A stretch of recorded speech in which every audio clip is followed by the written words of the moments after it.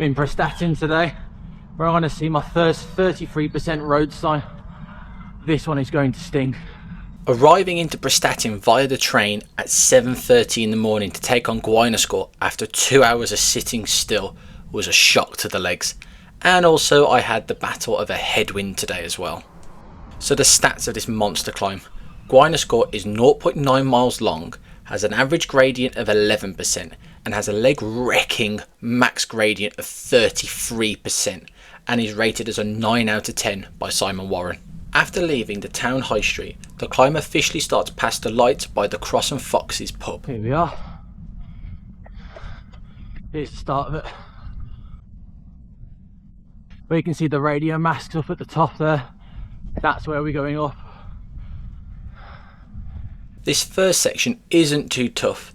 If you're looking to just get up this monster and not too fussed about a fast time, I'd recommend that you go easy on this part here. It averages 7% for the first third by the houses. There is one short but steep 13% right bend, but it's nothing compared to what your legs will need to power through as you turn left onto Hillside Road. That's the name of the climb. Yep, kicks up here.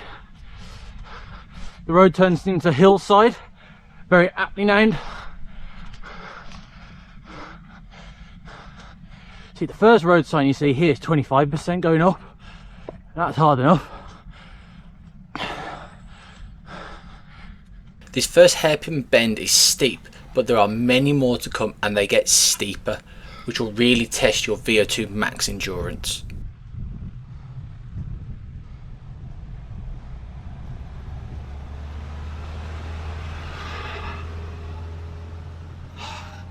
That S-bend there was steep, but it's going to get steeper.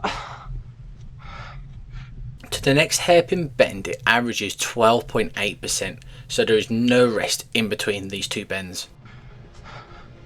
This tarmac's nice and smooth, so you're not fighting that. Just under half a mile left to go. I think that half a mile is going to go very slow.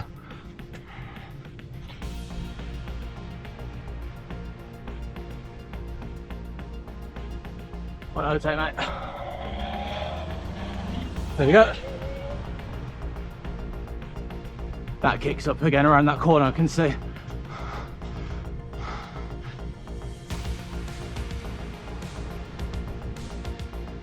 Geez, look at the inside of that bend. That is a wall.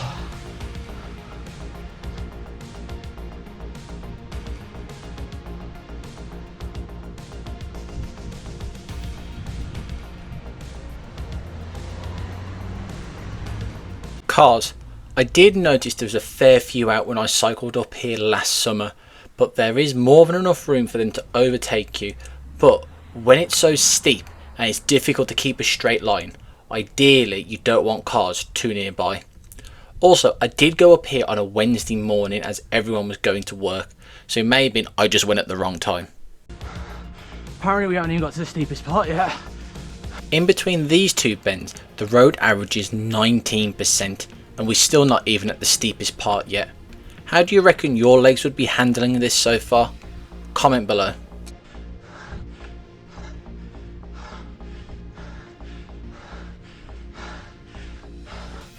Oh god, this is steep.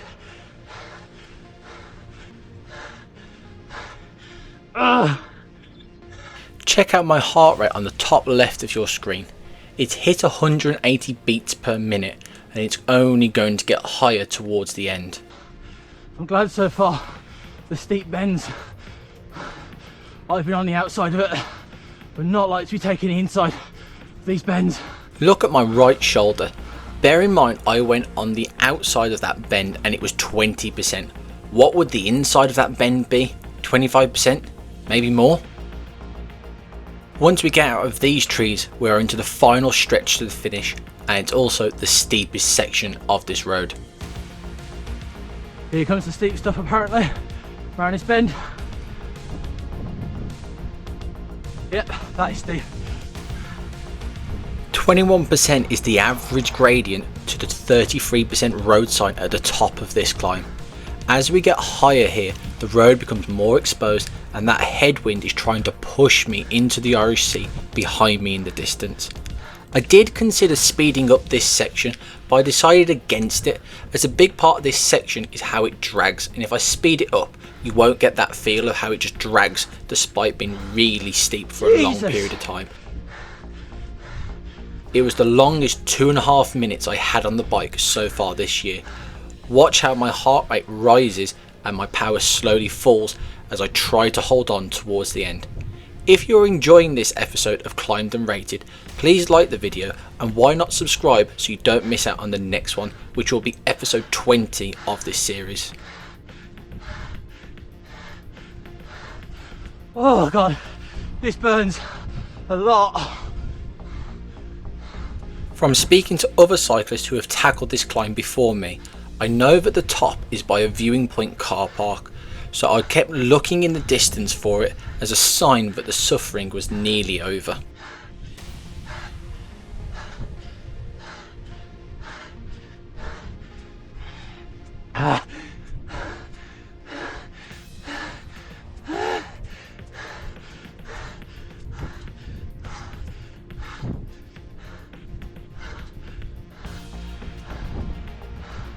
I can see the sign for the car park, so I know this is nearly over. And my heart rate has just hit its highest point during this effort of 185 beats per minute, and my cadence is dropping. It's gone from in the 60s to now it's barely in the 50s. This is made worse by I'm going into a headwind.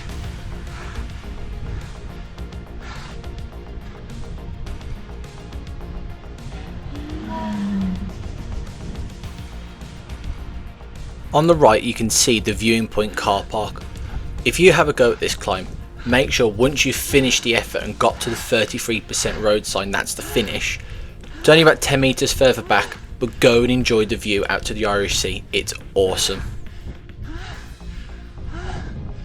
Good grief.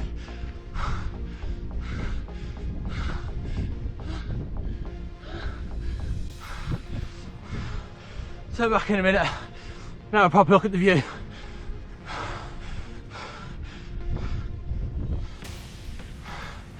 Oh my god. Here it is. The 33% road sign. Oh my god. My first 33% climb done, which gave me the confidence to do Hardknott Pass later that same summer. Now it's time to rate Gwaenysgor and see where it ranks in the Climbed and Rated league table. Difficulty. Very steep and a tough climb which keeps coming at you. You'll be glad it's less than a mile long. 4 out of 5. Scenery. The view at the top is awesome, but it loses points as you can't enjoy the views whilst you are cycling along as it is directly behind you. 3 out of 5. Ride environment. The tarmac is smooth, the line of sight is good despite the bends. Shame about the bits of traffic, but it's more than manageable. 4 out of 5. Satisfaction. Maybe not a big famous climb with less than 1,000 cyclists recorded a ride on Strava up it, but whenever you conquer a 30% monster, you'll be full of pride and have a great story for the next club ride. 4 out of 5.